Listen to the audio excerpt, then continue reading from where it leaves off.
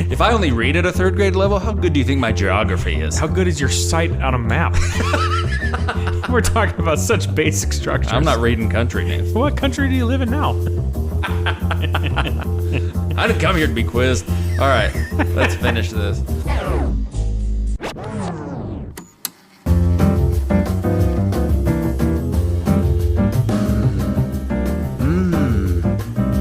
Welcome. Oh, here we go. Welcome to the Low Grade Research Podcast. I got a kind of funny story. So today, just thinking about what's happened this week. So today, actually, so my wife and I we've been having some renovations done on our downstairs apartment that we live in. Nice. Basically, they're just putting in like a island counter. Yeah. So the other week we had cabinets put in, and then they had to, I guess they're missing something. They had to come in and put the trim on and stuff like that. So today we've had an island in our kitchen for a little over a week with no countertop. So Nice. Just like exposed drawers and stuff. Sure. But today they finally came and put the countertop on. Nice. We woke up, my wife and I, we woke up to a text from her mother. Yeah. We live in the basement apartment with my in-laws right now. Sure.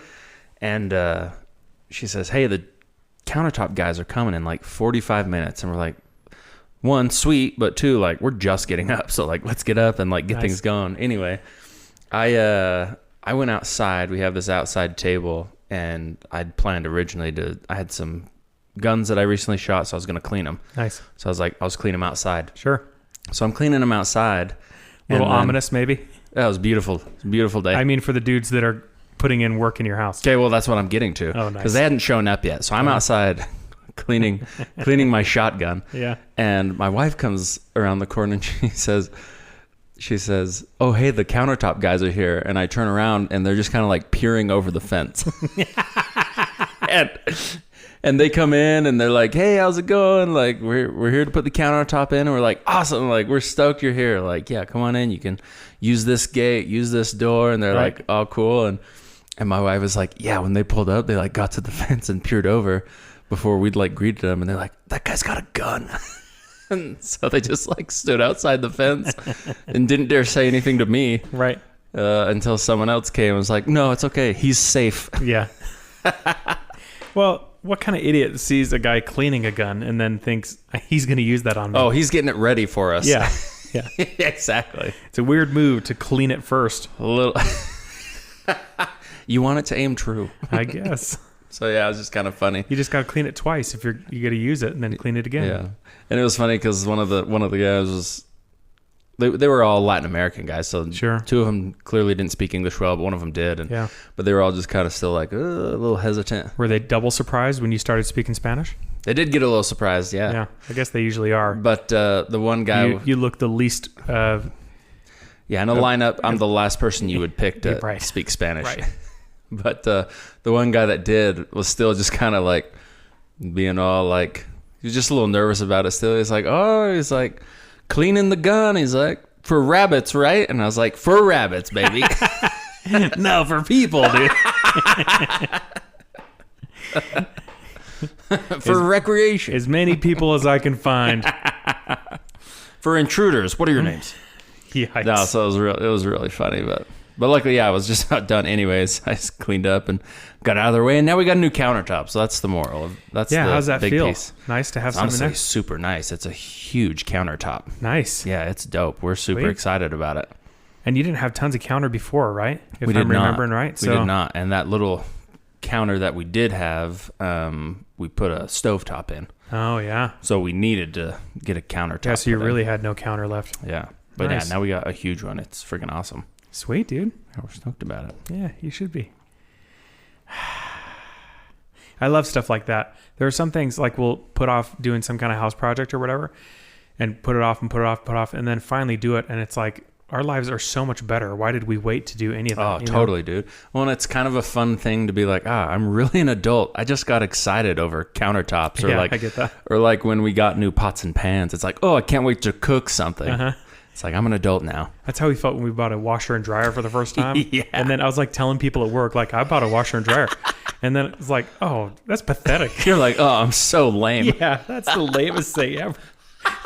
That's like the lamest appliance even. It really is. Yeah. Talk to me about toasters first. I mean, yeah, that's a good thing. Even an air fryer. 4 slice and above. Yeah. Okay, I got to say, air fryer, I've never experienced an air fryer until I married my wife. Yeah. And that thing's a game changer. Is she a big air fryer person? Big time. Yeah. Big time. Well, it's like it cuts the work of cooking anything in like an It eighth. really does. And I keep getting suggested Instagram videos for like air fryer recipes. Yeah. And I'm like, You're about to get a lot more. Oh, dude. And I'm like, is it really just that easy? Yeah. And it really is. It is that easy. Honestly, though, my favorite thing is just reheating pizza in it. Yeah, because it comes out perfect. It comes out perfect. Yeah. The cheese is like crispy again. Yeah. And like, oh my It gosh. like reconstitutes it. Yeah, it really Yeah. brings it back from the dead. It's like one of those made-for-TV commercials, like the slap chop or whatever, but it actually does. But it actually works. Yeah. It doesn't just work on like the very specific 2 scenarios Yeah, that dude. guy's demonstrating. Oh, it's so great. Yeah, that's pretty good. Speaking of bringing things back from the dead, Oh boy, do you want to look at that transition. Do you want to segue into our topic of You the day? have historically been terrible Boom! with those. That was my best one yet. That was fantastic. For those that can't see us, I'm taking a small bow. You deserve a small bow. Fantastic. Yeah, So tell there me. we go. Okay. If it's what I think it is, I'm going to be double impressed.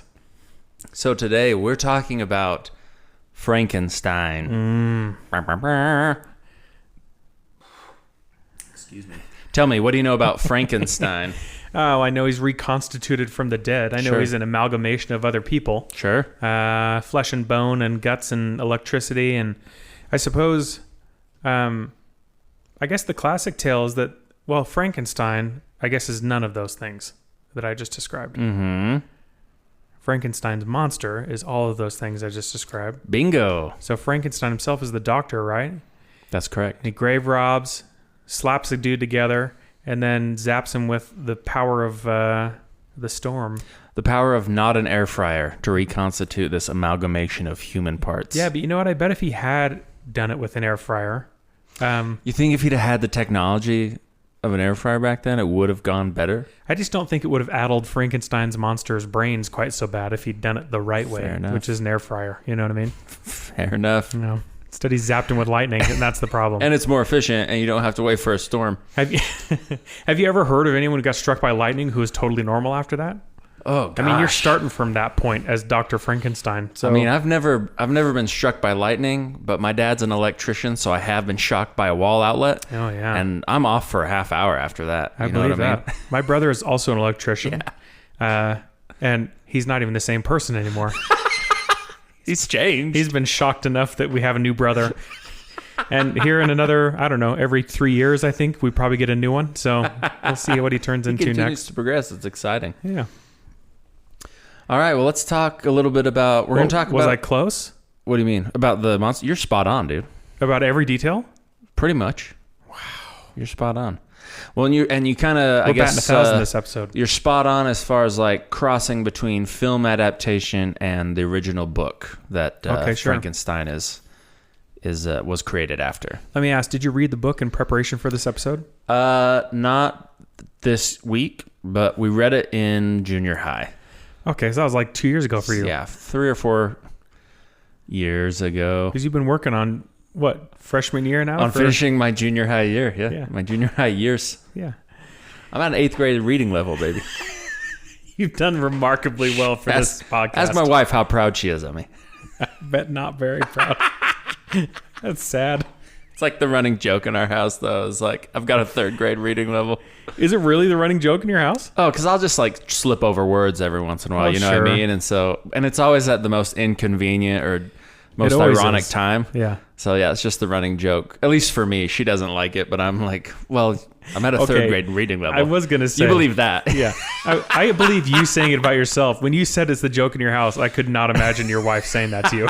No, She's much too kind of a person. She low-key hates it because she's like, you're not a dumb person.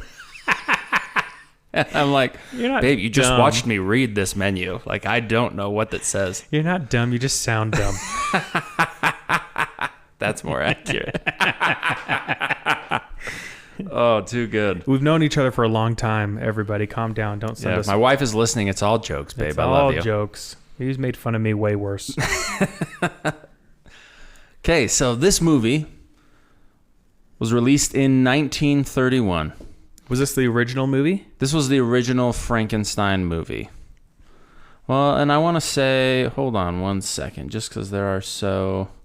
Yeah, this was the original Frankenstein movie and was released in 1931. Okay. And we talked about in a previous episode, and I'm not clear if it was a previous low-grade research episode or if you've been listening to our sister show, Third Row Critics. Mm-hmm. We talked about the pre-code Hollywood era. Yeah. And... Which, to give you a little sum up, should I do it? You do it? Nah, we'll go for it. There is a Wikipedia page on pre-code, and essentially it was just a code in the 1930s. It went into effect in 1934, if memory serves, and it was just like a set of moral censorship guidelines imposed on Hollywood. So I read through that article just a little bit in preparation for this one, and it said 1930, 1931 was when it was kind of like implemented. Yeah. But no one really took it serious for a few years, and then in 1934, like you said, people were like, no, we actually got to follow the guidelines. Right. So that there's a more universal studios rating. Universal rating for movies across the country. Sure. Because at the time, and I mean, I guess we'll dive into this, but at the time it was more based on state by state rather than a country as a whole. Give the power to the states. Exactly. With movie ratings. But it made releasing these movies across the country way more difficult because every state had their own criteria. But so because it wasn't released in 1931, this was pre-Code Hollywood, so it did kind of fall into that. So directed by James Whale, and you may recognize... Well, so it was this is 1931, so that means it is pre-code, so it means it falls outside of the guidelines, well, I think right? pre-code was just suggested. You know what I mean? Because in 1931 or 34 was when they were like, no, like we got to do this. So I think it was around... Yeah, but it wasn't like followed. Right. Yeah. Right. I think we're talking about the same thing. And even in some cases, it was like flouted. You know what I mean? Totally. Like they would purposefully do stuff totally against it because it was a running joke, right? Yeah. So James Whale directed this movie, and you may... Let's see, where was it? Oh, here we go. Yeah, pull it up on IMDb. I'm having a hard time with these notes here. But he was involved in a couple Universal productions. Having a hard time reading what you typed? Gosh, my notes get lost within notes. I don't know if typography is that bad. I don't know if anyone... We know my reading's bad, so my typography is rough. I don't think typography is the right word. What would that word be? My reading level? No, not your reading level. Like you're like if you write down, it's penmanship. If you write down, typography, right? No, typography is like the font that something is in. I don't know. Your typing speed, not the subject of this episode. So I guess it is what it is. Don't even worry about it. Okay, so so he did The Invisible Man. He did The Invisible Man, which we've talked about this. He did sequels to Frankenstein, including The Bride of Frankenstein. And then he also worked on a movie called Showboat, which is the story of a young, naive daughter of a showboat captain. And she's thrust into the limelight as the company's new leading lady. Ooh, sounds interesting. Check it out. Showboat, 1936. Yeah, do it. Anyway, so yeah, he worked with Universal for quite a time. Yeah, I mean, he's got quite the pedigree inside his credits here. Mm-hmm. Holy smokes. What are you saying? Well, there's an other work section that's not film. He directed, and he's a scene designer for Journey's End, produced on Broadway. Let's see. And it did 485 performances. That is quite a few. Yeah, and looks like he also had some various roles as well. I think, didn't it say on he was, here we go, James Whale Was an English film director, theater director, and actor. So there you go. There you go. Very cool. So and this movie was actually so as we know, Frankenstein was first a book. Yeah. And after Mary Shelley. By Mary Shelley. And after it was a book, it was actually turned into a stage play that was put together by Peggy Webling. So this movie is more or less based upon the play, based upon the book. Does that make sense? Sure. So... Hold on. I was just looking up to see when the book was written. Mm-hmm. Am I reading that right? 1818 novel?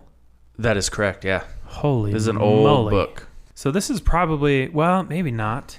Because we did Dracula last week. We did. But I don't remember what I said about when what the oldest Dracula was. Because it was... Like literary source? Well, yeah. I guess much later, probably. So it looks like 1897 was Dracula. Late 1800s. But it does beg the question. I mean, you're going to go into this for Frankenstein, but like Dracula was kind of like historically based on a person too. You know what I mean? So, sure, yeah. So there's roots that go way deeper than that, but I don't want to detract you from your... No, you're good. Does Frankenstein have similar themes? Not really, or actually. It really just comes straight up from the novel? It really just comes from the novel. It was very... So is it it's kind very of like interesting. a Kurt Siodmak moment where... Do you remember Kurt Siodmak? Don't remember if I remember. Oh, yeah, who we talked about with...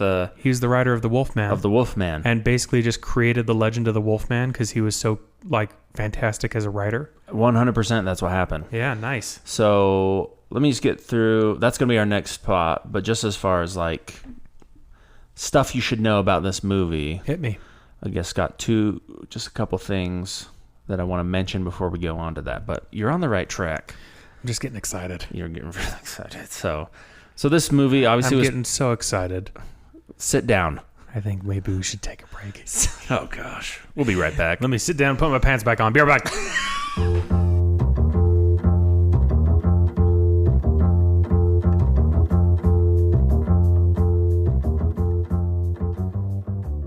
So as with the theme, Yep. this was a production of Universal Studios, Great. right? Okay. So produced and distributed by Universal Studios. I'm with you. This film was a commercial success. Sure. It followed behind Dracula. Okay. So Dracula did super well, and so riding on that coattails, they're like, we need to get another one out there. And so they put out Frankenstein, and it was You say received, right on the heels of Dracula? right Is that on, what I want to say it was even the same year, because I think Dracula was also 1931. Sure. So yeah, within the same year, they dropped this second one, and it did super well. And as a consequence, spawned a number of sequels and spin-offs, and has had a significant impact on popular culture, Sure. as they said. Okay. If you can believe that. I can believe it. And in 1991, the United States Library of Congress selected Frankenstein for preservation in the National Film Registry as being culturally, historically, or aesthetically significant. Man, that's crazy because, let's see, when did Mary Shelley die? So she died in 1851. I got the wrong Mary Shelley. That's the right one. No, it's not. 1851. Oh, Born. Whoops. I was looking at Born. I was like, died in 1797. There's only How did one. she write this book? She is the monster. It's a biography. First-hand experience. It's an autobiography. 1851. So she died like 80 years before they even made this into a movie. Yeah. Even before they were really making it into plays. Yeah, when was the first play? Oh, gosh. Well, the one that this movie's based off of was 1927. So I'm guessing she'd already passed by the time they were... I mean, she probably died before they were doing plays. I mean, let's see. The first Frankenstein play was... Wait, excuse There me? you go. I was waiting for that. Yeah, she did. Shakespeare came in like the late 1800s. Well, Shakespeare came and gone. He came and gone. It looks like 1823 was the first Frankenstein play. So she Okay. would have been So it around did- for some of the acclaim. Yeah. Okay. So it did well enough that she saw Yeah. a lot of it. Well, some of it. She saw a good amount. A good amount. So she actually started writing the story when she was 18 years old. Wow. But then the first edition wasn't published until 1818, when she was 20, and she actually published it anonymously. So her name didn't appear. I guess that kind of makes sense for the time, right? Her name didn't actually appear credited to the story until the second edition was released, which was like, it looks like it says it was in 1821. So like 3 years later, once they started releasing the second editions. Well, I'm glad that she at least got her name on there. Agreed. At some point. It was definitely, you know what I mean? definitely at those times, especially in France, Right. where she was from. Women didn't get the accreditation that they deserve for their works. Yeah, for sure. It was still a tough time. It was still a tough time for women. Women still often don't get the accreditation for the stuff that they create. Very true. So kind of a history behind it. So Shelley was traveling through Europe, and this is like 1815, so just a few years before. Okay. And she stopped in a town in Germany called Gernsheim, which is actually 11 miles away from Frankenstein Castle. Okay. Which is a real place. Frankenstein Castle. So did Mary Shelley, if it's a real castle, so she just drew from real things in the world then, and then created her story? Yes and no. So a lot of it is from her own imagination, but then like the Frankenstein Castle is a real place, but she just named one of her characters after it. She didn't like name a place after it in her book. Sure. You know what I mean? So Frankenstein Castle is actually a real place overlooking the city of Darmstadt, Germany. Okay. And a lot of people aren't 100% on it, but because they just say this castle may have been the inspiration for Mary Shelley, they're not like, she never said specifically like, yeah, this is where I got the idea. Sure. So, but while traveling through Germany, she passed that castle. She traveled through Switzerland, which is actually where most of the story in her book takes place, is in Switzerland. So in 1860, her and some friends had, which I guess I should mention her friends because they were both significant in the literary world in the early 1800s. Sure. John Polidori and Lord Byron. Oh, yeah. Lord Byron, that sounds familiar for some reason. So Lord George Gordon Byron was the sixth Baron Byron. He was a famous English poet. But anyway, so the three of them, along with another friend, had a competition to see who could write the best horror story. Okay. And then after thinking about it for a few days, Shelley was inspired to write Frankenstein after she imagined a scientist who created life and was horrified by what he had made.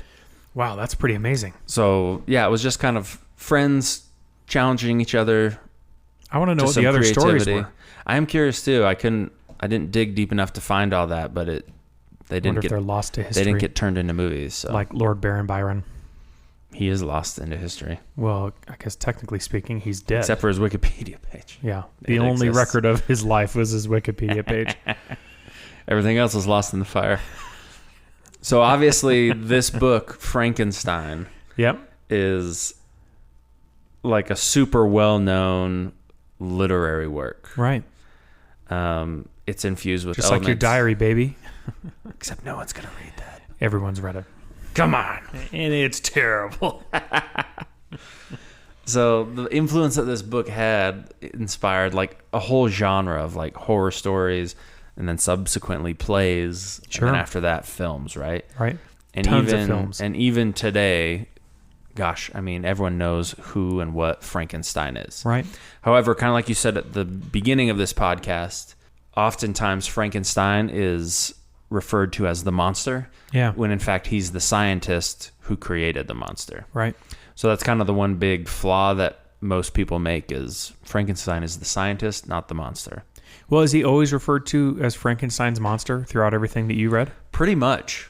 He doesn't ever have a name or anything? There's very few adaptations that give the monster a name, for the most part. And I think part of that is some literary scholars kind of say that it's never given a name because it's then tied to certain, like emotions or like experiences in life.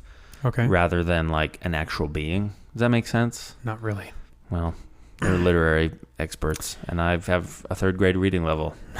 So We did establish that already. we already talked about that. So So yeah, it's never really given a name. Even in a lot of the other film adaptations, it's either So are you saying called, like not that called they- anything, or it's just called Frankenstein. that they've not given the creature a name, and they still don't because they literary experts believe that it allows us to project our human condition onto the monster?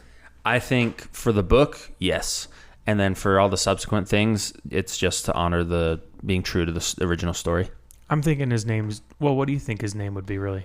I've got a very specific name in mind. I mean, this book takes place in Sweden. Yeah.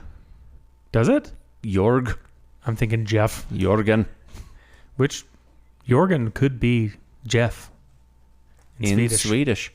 Huh. And for all we know, it is. Don't write in. All right. Anyway, continue. Jorgen it is. Jorgen. All right, well, what were we talking about? We're going to get hate mail because Jorgen is not even close to like a Swedish name or pronunciation or anything. People won't even care that it's not Jeff. They're just going to hate us because we said it wrong. It's Jorgen. Anyway, so that's kind of the history of the book and where the monster came from. Sure. So it really was just like a creative idea that Mary Shelley had. So let's talk about production of this movie. Yeah, let's do it. So in 1930, Universal Studios had a terrible year. Okay. They lost around $2.2 million in revenue. Whoa, well, in 1930, that would be what? Like, did you do the conversion? I did not do the conversion, no. 2.2. That's still a ton of money. I know. Let's see. Doing some quick basic math with pen and pad. Approximately, there's no way that's correct. That's not high enough. I mean, that's pretty high. It says $35.7 million, Let's ask essentially. something other than AI. What are you talking about? AI is never wrong. Hasn't been wrong for me. AI is our friend. Here we go from the Bureau trying of to get on Labor their good Statistics. Let's see. What did you say? 2.2? $2.2 million in the year 1930. That's Yeah, see? close. I guess that's a The little bit government prevails because we can trust in the government. $40.5 million. I've made a couple of comments so far about the government. People are going to think that we're just like secretly preppers or something going on in here. They'll never know. They'll never know. $40 million. So yeah, they were not doing great right then. They were definitely struggling by the end of that year. That's like bankruptcy. Mm-hmm. Come along, the hit movie Dracula. So Dracula was released at the beginning of 1931, and within 48 hours of its opening in New York, Dracula had sold 50,000 tickets, which built a quick momentum that culminated. It's a tough word. Culminated? Culminated. There you go. What was I trying to say? Cumulated? I think you were trying to say That's a cloud. Cumulative, but it was just the wrong direction. But it culminated in a $700,000 profit. So within that first... Wow, which is not nothing. It's not 40 mil. Well, and that was also like... We said 2.2 million? Yeah. So 700K is like... It's a third of the way. Yeah. And that's just in 48 hours. For one movie. That's so they're crazy. like, hey, this movie did great. Let's keep this ball rolling. Yep, pump out the monster flicks. So as a byproduct, they immediately announced, hey, we're doing another horror flick. Don't go anywhere. Right. Enter Frankenstein. Nice. And just like Dracula, Yeah. this movie hit hard. Really? Big time. What are we talking? Numbers, baby. Let's talk numbers. Let's talk dollars and cents. It grossed nearly $12 million during its theatrical run. Okay, so... Which was by far and away the highest grossing film of that year. Just shy of $250 million is what Frankenstein made. So it killed. In today's money. Killed. And then obviously they continue to do well with it because it is still a movie that's... Well, the story of Frankenstein isn't owned by Universal Studios, but this movie adaptation is, and all a bunch of the subsequent things that came from it. Sure, and they've had more movies from Universal Studios. But even that's, I mean, you said that they had a deficit of $2.2 million, and then they came in rocking the very next year with a $12 million movie. Yeah, and that was just one movie because, like I said before, they also released Dracula. Yeah. And that was and 1930, right? And 1931. Dracula was 1931? I believe so. And those were just the horror movies. They were also releasing other pictures at the time. Sheesh. Okay, well, we mentioned earlier a little bit about the pre-code. Yeah. So let's talk about some of that. Okay. Because this movie had a ton of issues as far as like pre-code Hollywood. Sure. Because as we said before, at the time before it was like set in stone, you had to follow this. It kind of differed from state to state. Right. So one of the really big scenes, really controversial scenes that is now one of the more iconic scenes is when the monster throws a young girl into a lake and then accidentally drowns her. Sure. On its original release, the second part of this scene where he actually throws her in was cut by state censorship boards in Massachusetts, Pennsylvania, and New York. So that scene didn't even exist in those states. On top of that, those states also objected to a few scenes, or specifically a few lines, that they considered blasphemous for the time. Okay. And those occurred during the scene when Dr. Frankenstein first learns that his monster has come to life and he's been successful. So in the original movie, which I believe in the movie you find on that you rent on Prime has this in it, so it's still true to it. But in the movie, Dr. Frankenstein has a friend. His name's Victor, and Dr. Frankenstein's name is Henry. But Victor says, "Henry, in the name of God." And Henry, in response, says, "In the name of God, now I know what it feels like to be God." Yeah. And that line was not okay. Yeah, I can imagine. Yeah. So that movie didn't make it in, or that scene, those lines didn't make it into multiple states. Do you have the stats on Kansas? So Kansas specifically, yeah, they were much more rigorous. Yeah. So Kansas requests, and I don't have the specific scenes, but requested the cutting of 32 scenes. Good grief. Which, if they had been removed, would have cut the film in half. Nice. So you wouldn't even have had a decent movie. None of it would have made any sense. No. I would love to have been a fly on the wall during that conversation to see the stuff that they felt like was and wasn't appropriate. Because, I mean, obviously standards and things, especially censorship standards, have changed wildly since 1930 till Totally 100 years later now. Totally. You know what I mean? But like even still, to cut half of that movie out means that essentially you're cutting out every single part where it's mildly scary or concerning at all. And that was something they said. It was like they kind of gave warnings even still. Yeah. Or when they responded back to Universal Studios as to why they didn't want to show certain scenes. Sure. Some of the verbiage they used was like, we found that this would be disturbing to our anxious and nervous viewers. Interesting. So yeah, just kind of some interesting verbiage that they we're using to protect people, you know what I mean? Yeah. But yeah, very curious, especially during a time when the country was a much more religious place and had much more strict. Yep. That line was so thin. Yeah, yeah. You know what I mean? Right. So yeah, very interesting stuff. So I mean, the national identity of America was much more closely aligned with religious values. Especially with Christianity at the time. For sure. For sure. So as with a lot of pre-code films that were reissued after the strict enforcement of the production code in 1934 when they started making some hard lines, right? Universal made cuts from the original camera negatives, which in order to edit a movie back then, you actually had to physically cut the film, right? Sure. So, and because of that, most of the cut footage would get lost. For not specifically Frankenstein, but for a lot of movies. Right. Just because you're keeping track of it. Yeah, and then you're just throwing it away. Right. Or burning it or recycling it, whatever. So, Probably however... not recycling it. Also, that stuff burns like crazy. Did you know that? Yeah, it's crazy flammable. I did know that. Yeah, like unbelievably flammable. Yeah, it's pretty wild. That's why the scene in Inglourious Bastards, when they burn the theater, they're getting all of the old film reels and stuff, and then they burn those because they're so flammable. Didn't they actually burn some old film for that movie? I wouldn't be surprised. We need to dive into that movie, but I feel like I read somewhere they actually burned some old film, and even they were surprised at how quickly it took off, and they actually rushed everyone out of the building. They're like, nope, this got out of hand. Everyone get out real quick. Like, we were going to have to do this again. Our bad, Quentin. Yeah, it got real bad. But anyway, so even though all these cuts were made when they were shipping out to different states to be released, the scene of the girl being thrown into the lake was rediscovered during the early 1980s in the collection of the British National Film Archive. No kidding. And it's been restored to modern prints of the film. Wow. Kind of a cool find. That is a cool find. Right?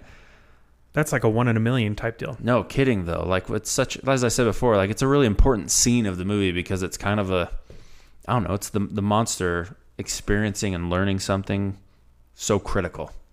Well, it's like the monster becoming, I mean, Frankenstein, if you know the story at all, sorry, spoiler alert, but like, the Frankenstein creature is not like a horrific monster that's out to kill. You know what I mean?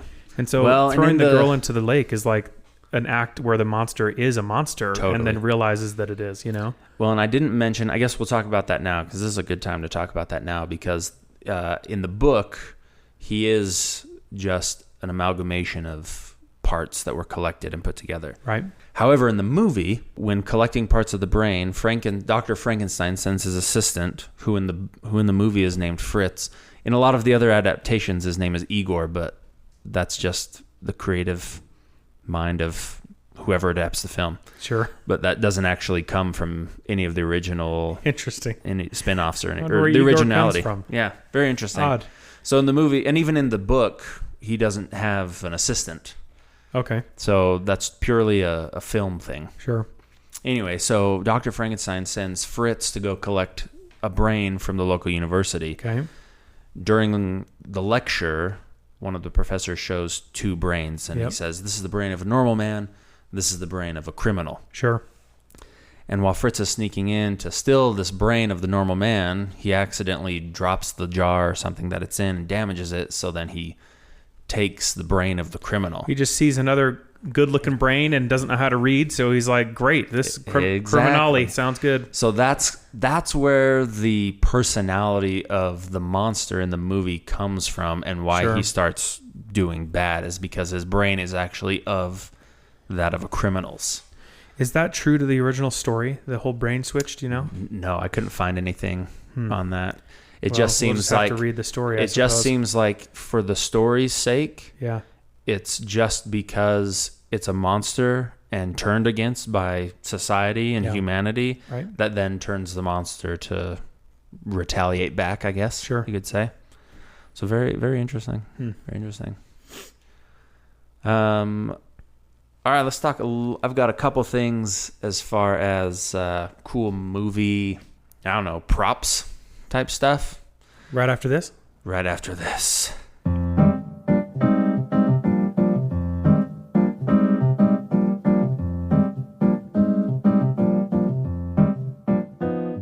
Thanks for holding out. Yep. Me or who? Our just me and our you. beloved audience. What audience? For waiting through that break. Our found supposed audience. I found those numbers for box office for this film. Oh, hit me. So, as I said before, this film was a huge success. Right. And in June of 1932, the film had earned $1.4 million in rentals. Because back then you could rent movies. That's crazy. Yeah, right? In 1943, Universal reported it had earned a profit of $708,000. So that was just profit. Wow. Everything's paid for, and you got a cool, comfortable $700,000 in your pocket. At some point, I would love to do an episode on like costs. Yeah, because like I know a little bit about it. You know what I mean, and the numbers for like the point we actually break even and how much money is spent on what in like in a movie budget is surprising. That would be really cool. So I wonder if it's still translated the same then. I would imagine we spend quite a bit more in marketing now. I think it's something like 50% of the budget is usually allocated to marketing. That's crazy. Which is, I mean, depending on what the film is too, they'll just go up. You know what I mean? But I kind of doubt it's the same, but who knows? Anyway, sorry. So, and then by 1953, all of the Frankenstein re-releases had earned an estimated profit of $12 million. Holy moly. And there were many, well, that's re-releases. There were several sequels and like reboots and stuff. Okay. But anyway, we were going to talk about, this is what we're going to talk about. Our good friend, Jack Pierce, which if you remember, he is the same makeup artist that did all of the makeup for the Wolfman. Oh, really? Yeah. And he did a fantastic job on the Wolfman. Terrific. Yeah. And even now he's regarded as like the godfather of makeup design for film. Well, if you go watch the Wolfman, which you should have already, just because you should have got so pumped about it for this episode when you listened to it, rather, that you went and watched it. But we watched it I mean, it holds up, man. Like Oh, the acting totally. is kind of funny. There's some things I thought were kind of creepy, frankly, but the costuming is spot on. Still Spot today. on. Yeah, it's incredible. Yeah. So he's the one that designed the Frankenstein monster as well. So, and the specific design that he used for this movie is under copyright to Universal through the year 2026 and is licensed by Universal Studios Licensing. Really? That's why every other adaptation. So Like I guess what parts of it specifically? So for this one, so the fact that the monster's green in this movie, Okay. which that's kind of another piece of it. The monster is green in the movie, but the movie was released in black and white. Sure. But that's why in all the posters and marketing and advertising, He's green. Okay. But funnily enough, the green paint they used on the actor, which we're going to talk about the actor too, because we all know and love him. Okay. Mr. Karloff. Oh, spoiler alert. Sorry. But the green paint actually made him look a little more like pale and like from the dead than just the regular skin tone of the Makes actors. sense. Yeah. So it ended up working out. Yeah. So the green paint, the kind of the big clunky boots that that the monster wears, as well as the bolts coming out of his neck. Those are all bolts are even part of it. Those are all specific to Universal Studios. Okay. Interesting. So, and then segueing And you say that copyright expires in 2026? Yep, so in 2 years. So we'll see a new movie released probably in 2026. Oh, we're going to talk about it. Oh, really? We're going to talk about it. So, going back one step to the soled boots that the monster wears. Okay. Get it? One step back. Yeah, I get it. Yeah. It's So just me and you in here. Everyone's laughing at home. Yep. Or in their car. Yeah. So anyway, those big boots that the monster wears in this movie were actual boots that were sold previous to the making of this movie. Okay. And they were known as hot asphalt boots. What were they used for? I'll give you one guess, but you're probably right. They were used by men. They're boat shoes. If you fell overboard, you sank to the bottom. Or I was going to say you float, feet up. Kind of like with your feet strapped to a wakeboard. Yep.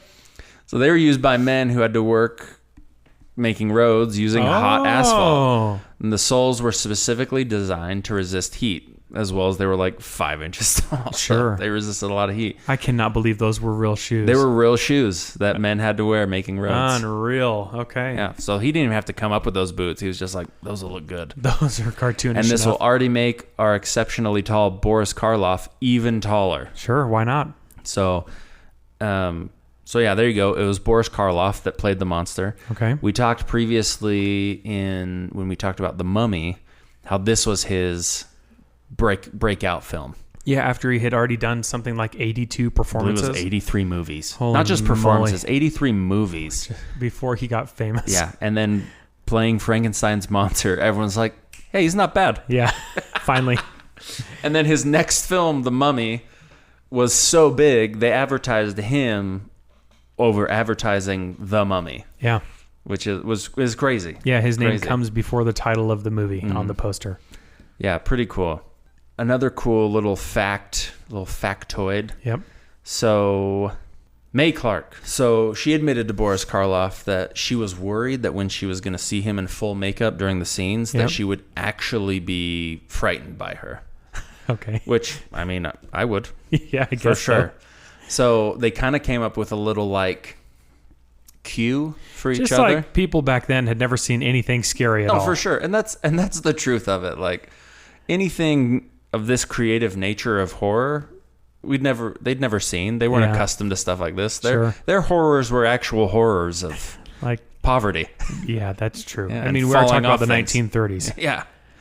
A lot of Which, people, we didn't even talk about that. I mean, this thing made, what did we say the equivalent was? $40 million in today's money at the heels by of the Great Depression? By the end of, well, that we found that number was at the end of 1953. Was it?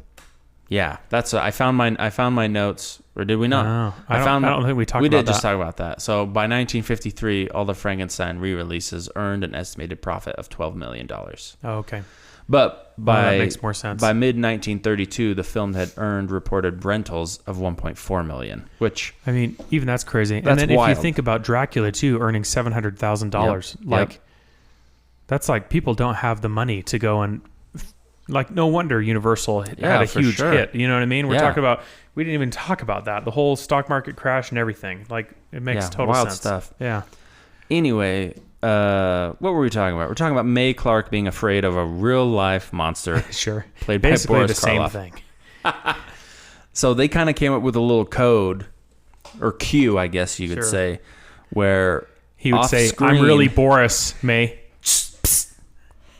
May, it's me. It's me, Boris.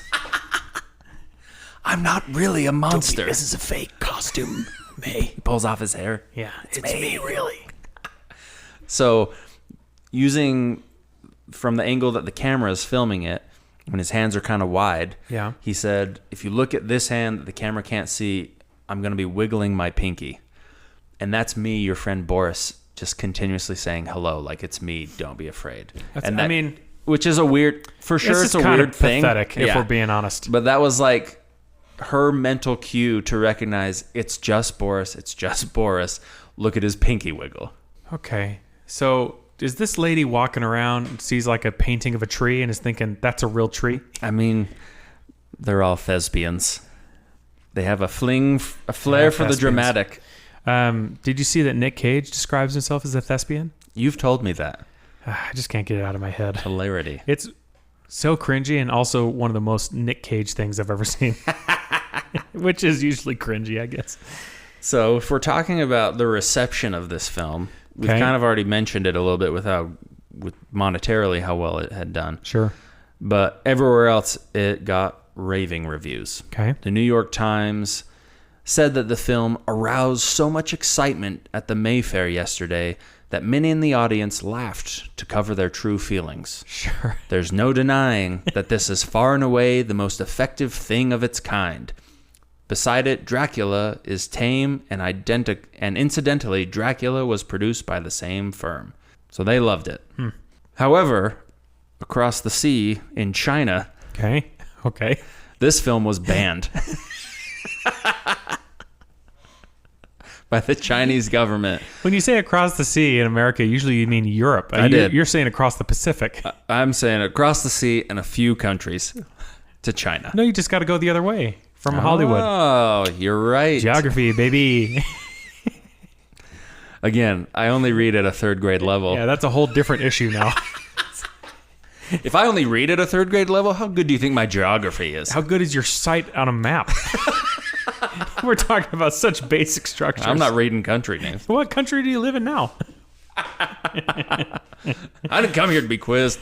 All right, let's finish this. Okay. But the film was banned in China due to falling under the category of superstitious films as a result of its strangeness and unscientific elements. Okay, well, So the Chinese were not about it.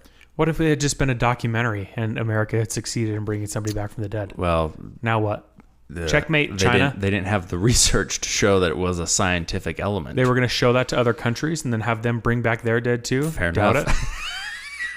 it. You got to start thinking here, pal. You can't prove anything, China. I feel like we're going to get flagged for that by the Chinese government.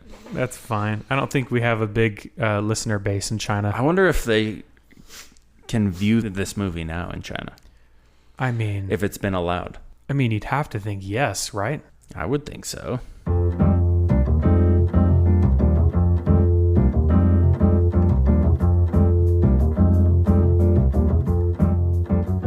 Well, anyway, let's talk about a couple of adaptations and reboots. So since this movie, there has been, multiple adaptations and reboots. In 1960s, there was a television sitcom called The Munsters. Ever heard of it?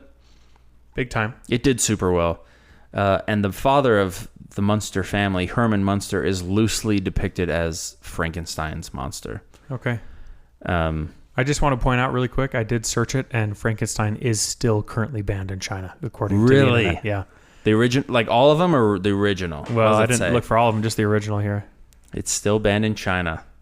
Classified as superstitious film. So it got put on a list once and then had 0 second chances. Yeah, I still haven't seen it. And yet they watch things like Fast and the Furious now, which are way more cringy. Which is way less realistic. And way more superstitious. Have you seen Hobbs and Shaw? When he jumps off that car to the helicopter? The thing is... That's not real. If you're living in China and then you come to America and you've watched Fast and the Furious and you're thinking that there's Dominic Toretto wearing a wife beater saying, family is everything. Like, you're not going to meet that guy in real life. You know what I mean? That guy doesn't exist in America. That's what I'm saying. Oh. So this movie... That dude's selling baking powder in sandwich bags at a local school. To kids. Yeah, he doesn't care about his family. So this movie inspired a multitude of sequels as well as kind of some spin-offs. In 1935, the movie Bride of Frankenstein was released. In 1939, The Son of Frankenstein was released. All right. In 1942, The Ghost of Frankenstein was released. We're batting 1,000 here. 1943, we talked about this one, mentioned it previously in another episode, but Frankenstein meets the Wolfman. And then in 1945, House of Frankenstein. Good grief. And then in 1946, Abbott and Costello meet Frankenstein, which I don't know if anyone knows what Abbott and Costello is, but it's like the original Three Stooges. It's like, yeah, your slapstick comedy meets Frankenstein. I've watched some Abbott and Costello before. I bet They're this is great. Pretty good, actually. No, I'll bet it's great, but it's funny. It's funny the progression it made. It's like this terrifying monster that scared the leading lady in the movie to a little slapstick with Abbott and Costello. Right. So Give the people what all they those want. movies, like I said, the Munsters. There's a movie in 1967 called Mad Monster Party. Okay. Where a version of Frankenstein is shown. Mel Brooks's comedy Young Frankenstein. Yeah, great movie. It's kind of a mocking comedy based off of this film. Mm-hmm. So yeah, it's inspired a ton of things. Have you seen the one with Robert De Niro? The Frankenstein? Yeah. Young Robert De Niro? He is Frankenstein. I know you and I watched one. Was it last year? Probably. Was it Robert De Niro and then the guy that plays Professor Lockhart from Harry Potter? Yeah. I don't remember his name. Oh my gosh. He's such a fantastic actor. Yeah, he's terrific.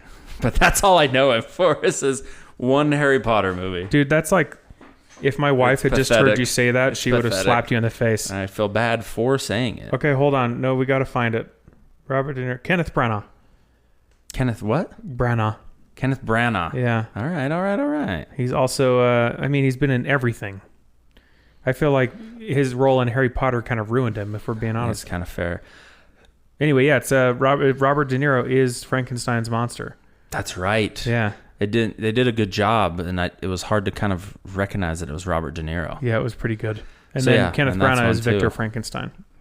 That was the other thing. So Victor Frankenstein is the name of the doctor in the book, is Victor Frankenstein. However, in this movie, Victor is just a friend of Dr. Frankenstein. In the 1931 version? Yeah, whose name is Henry. Weird. And it wasn't clear as to why they changed that. I mean, I'm sure it was just arbitrary. Or a copyright thing or something. Or maybe they just felt like it would hit audiences better if his name was Henry instead, but who knows? Who knows why decisions like that get made? Very interesting.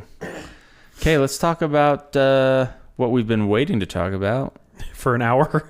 For the whole hour. Okay. We're talking about reboots. Yeah, hit me. Okay. In June, we've talked a little bit about how Universal Studios has started their Dark Universe. And they've kind of had some momentum, and then it's fallen, and then we've been waiting since. For sure. So in June of 2017, Alex Kurtzman, who's a filmmaker that's worked for Universal, has revealed that Universal Studios was developing a new version of Frankenstein as an installment in its shared universe of classic movie monsters to be known as the Dark Universe. Okay. Where Javier Bardem was cast to play the title character. Really? Although the idea of a shared universe was later shelved following the flop of The Mummy starring Tom Cruise. It really fell so hard. I know, and it's so sad. Yeah, it really is. I hope with all of this, they do decide to redo The Mummy again. Okay, can I it go would on be worth your time, Universal. Can I go on a tangent here? I wish I could remember the comedian's name, but I saw a comedian's bit about Tom Cruise, that you can always tell it's a Tom Cruise movie because it's always about a guy who's really good at something, who loses his confidence, and then a woman brings him back in order. So he goes through all of them. He's like, yeah, he's a great card player, and then he loses confidence, and then a fantastic woman brings his confidence back, and then he wins. He's a jet pilot, and he loses confidence, and then anyway buzzes through all of them. So I'm thinking here that maybe Cocktail. He's a great bartender. Yeah, exactly. But they just didn't have him. He should have been a great mummy hunter, and then lost his confidence.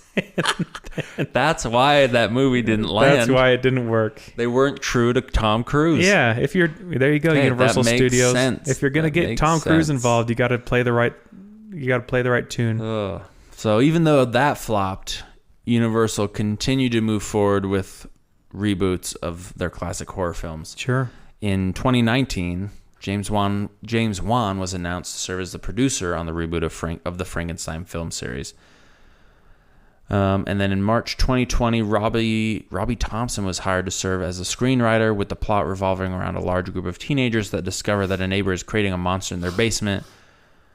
However, this doesn't seem to be what's actually happening now. Sure. And the latest that I've run into, Dr.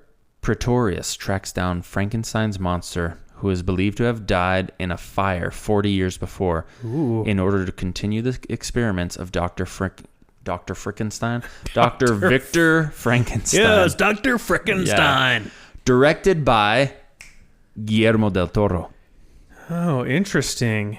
Also, part of it written by Guillermo del Toro. Starring, get this, Oscar Isaac as Dr. Frankenstein. He's great. He's going to do terrific.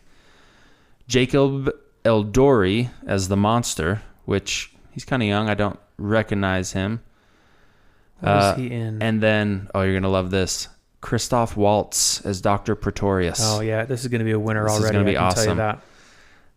And then the guy that plays, who's the, Filch from Harry Potter. He plays the blind man. Well, I just saw that in there, is so that I just thought I'd throw because that in. He's really blind now? How is that guy hanging on? Well, I think he might actually be blind. But this movie is set to David release. This movie is set to release in 2025, so we're less than a year away for the release of this movie and The Wolfman. Because we talked last time. I texted you. I was at the movies the other day, and I saw a trailer for the new Wolfman movie. Yeah, I saw a teaser trailer come out the other day. Oh, Yeah. I'm excited. January. I know, it's going to be awesome. That's soon. 2025 is going to be an awesome year for horror films then. I hope. I really hope they pull through on these, because this will be awesome. Yeah, why This not? will be awesome. Well, sweet. There it is, friends. Is that it? That's Frankenstein. Gosh.